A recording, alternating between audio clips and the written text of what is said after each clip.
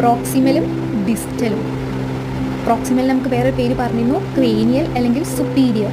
ഇത് കണ്ടെയ്ൻ എന്തായിരുന്നു നമുക്ക് ഐഫോൺ പ്രോ മാക്സ് എല്ലാം ഉണ്ടല്ലോ. അപ്പോൾ ഈ പ്രോ എന്ന് പറയുന്ന പോലെ ഒരു മുകൾ തട്ടിൽ ഇട്ട് കൊടുക്കുന്ന സാധനം അല്ലേ. അപ്പോൾ എന്ത് ചെയ്യുന്നു ഈ പ്രോ എന്ന് പറയുന്ന ഹ്യൂമൻ ബോഡിയിലെ ഇങ്ങനെ വരുന്ന പോർഷൻ നമ്മൾ എന്ത് ചെയ്യാം പ്രോക്സിമൽ അല്ലെങ്കിൽ സുപ്പീരിയൽ അല്ലെങ്കിൽ ക്രേനിയൽ എന്ന് പറയാം.